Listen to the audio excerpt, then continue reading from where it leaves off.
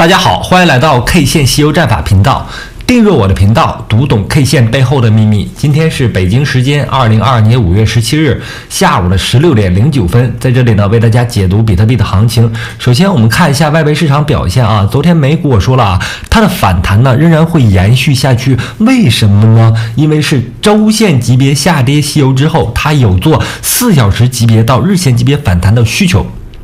这是符合我们 K 线西游战法时间级别切换理论的啊。周线级别上啊，道琼斯工业指数出现了一个下跌，它的下跌过程当中啊，触碰了一条非常重要的均线，也就是120周均线。这个位置呢是在31000点。到达这个位置上之后啊，日线级别上我们看到了一个十字星，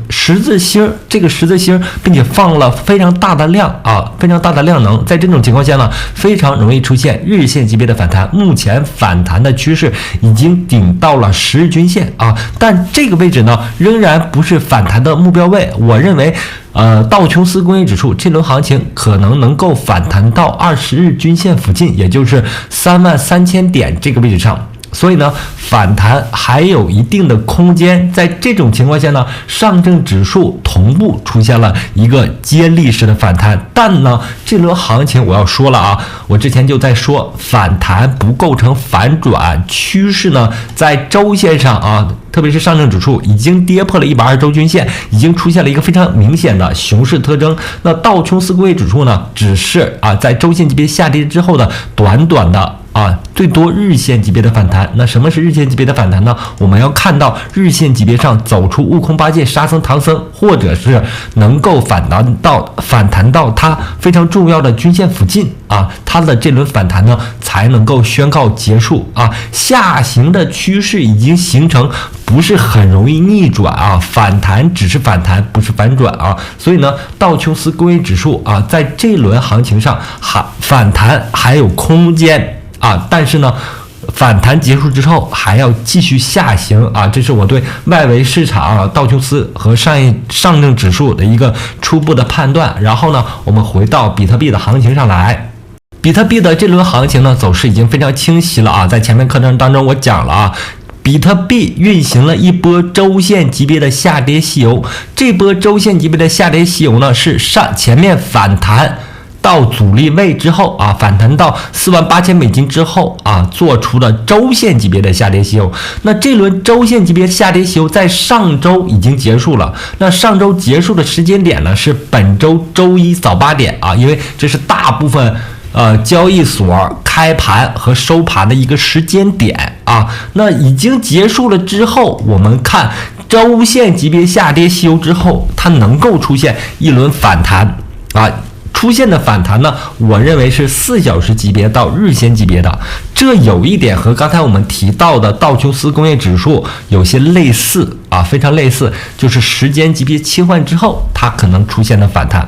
那现在这种情况下呢，我们认为它有可能出现一轮最开始的4小时级别反弹，出没出现呢？我认为有这个苗头，但还没有完全走出来。为什么这么说呢？我们可以把5月12日的这根阳线这根反弹过程当中的一个阳线当做悟空阳线。那我们合并 K 线一定要合并 K 线，看我的课程一定要看图看图你才能理解我在说什么。合并 K 线呢，我们把这4根连续的震荡围绕着悟空阳线4小时级别的阳线的震荡呢，当做悟空阳线组，然后后面的这一根呢，我们认为是八戒阳线。那现在所有的震荡这根八戒阳线出来之后，所有的震荡几乎都是围绕八戒阳线的实体部分构成的，直到现在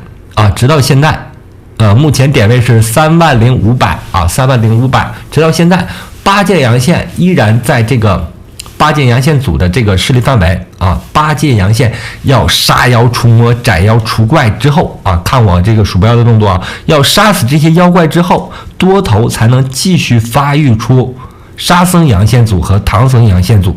那这轮行情4小时级别上反弹的预期呢，我认为是在33000点。为什么说是这里呢？我在前面说过33000点是一个非常重要的点位我们看图一定要看图。这个位置呢，是从去年1月份至今波谷连线。我们看到啊，周线级别的波谷连线连接过来之后，形成了在前面非常重要的一个什么呢？支撑位。这个支撑位在512行情当中发生了跌破啊，512行情当中发生了跌破，跌破之后呢，33000点就构成了一个阻力。在反弹过程当中，4小时级别上啊，4小时级别的反弹呢，就有可能到达这个位置。所以呢，在33000点附近是一定要布局空单的啊。为什么要布局空单呢？因为在周线级别上啊，已经发生了周线级别的这一轮下跌吸油，趋势呢是向下的。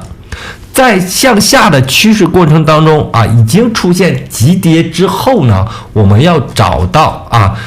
时间级别切换之后的一个位置。那33000点呢，就是一个比较好的进场空头的一个位置啊，因为在周线上啊，这里存在一个非常恐怖巨大的一个阻力啊，一旦接触到这个位置呢，行情就容易结束它的4小时级别的反弹吸油啊，从而发生下跌。那行情还有没有继续往上走的可能性呢？我们调整到日线啊，观察它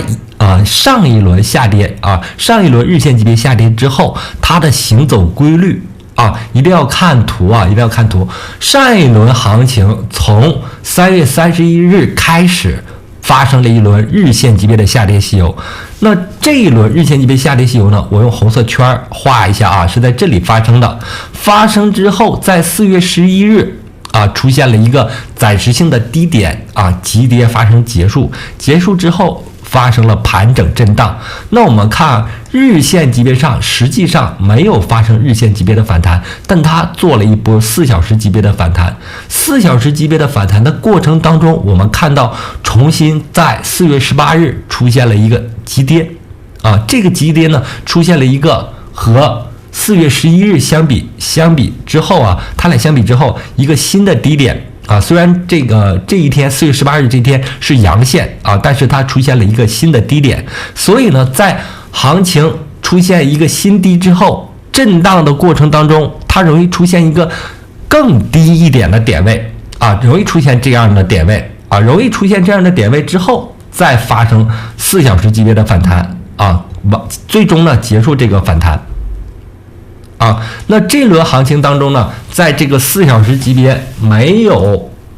完成4小时级别反弹的过程当中呢，就容易再次下杀一下，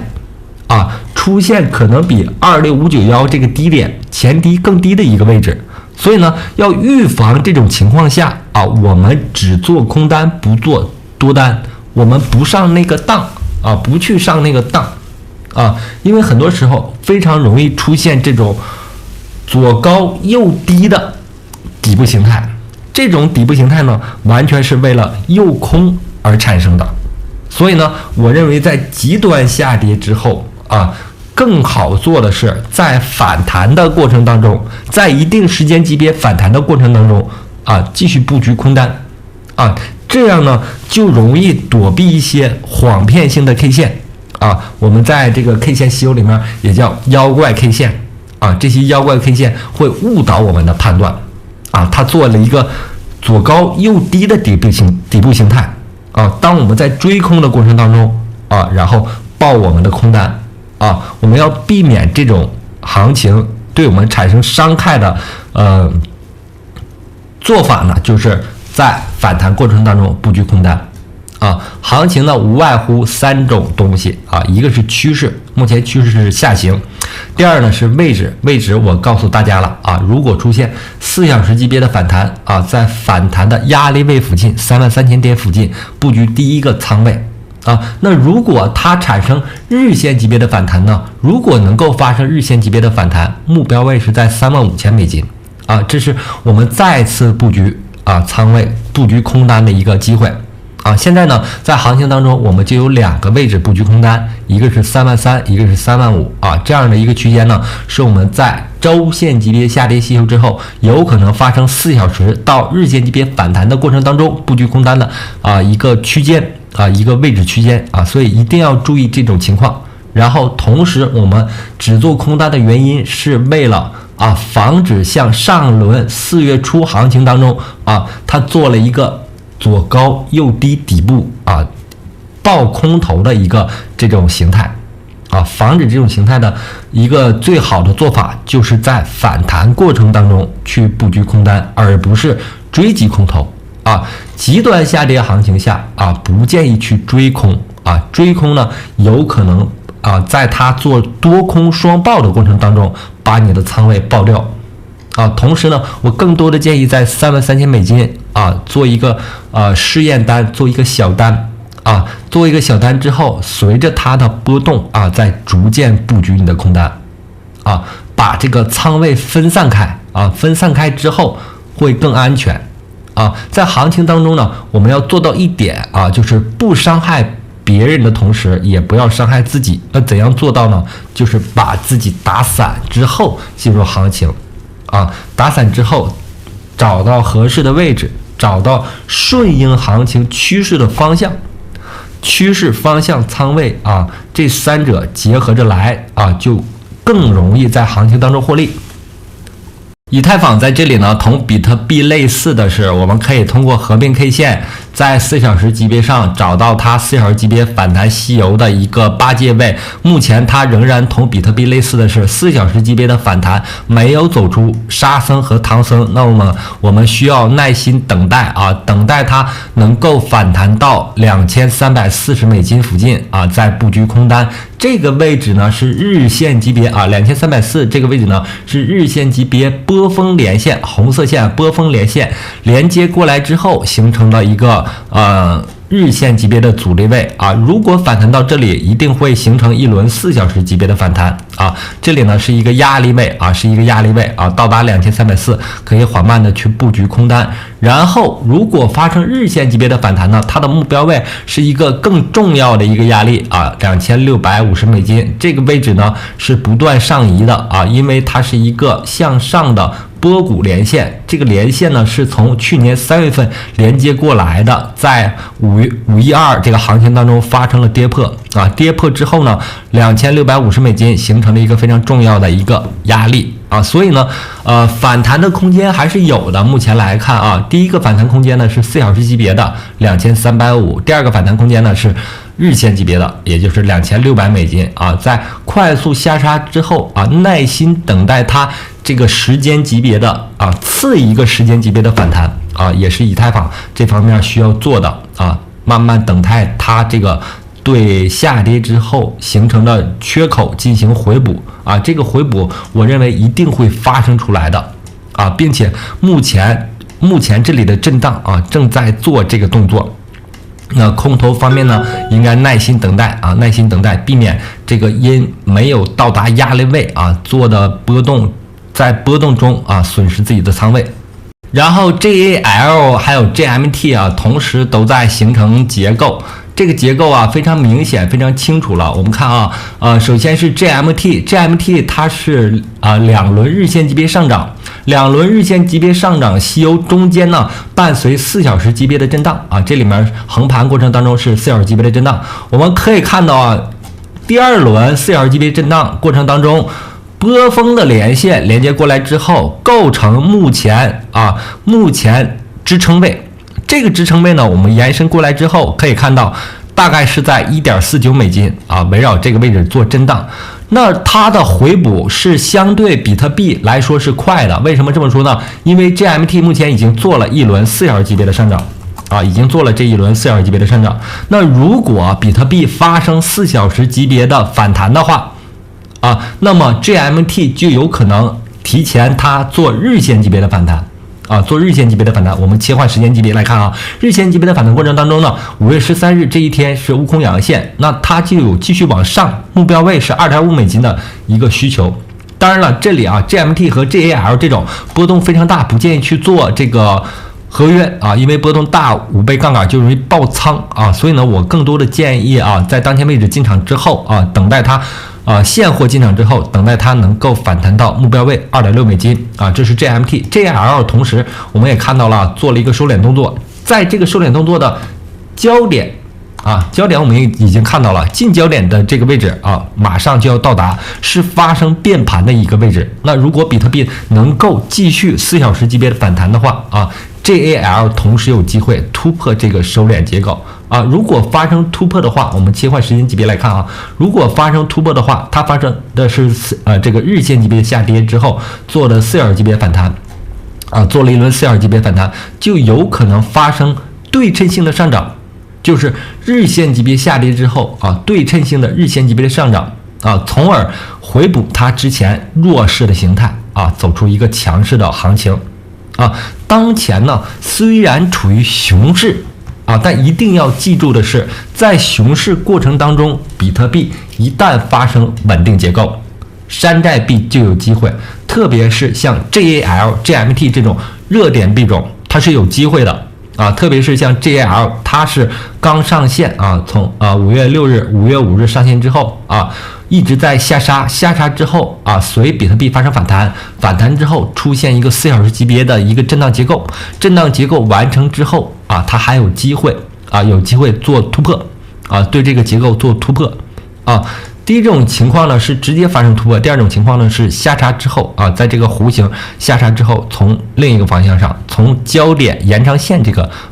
位置后面发生突破啊，这是还是有可能的，在这个现货行情上有这种可能啊，两种可能，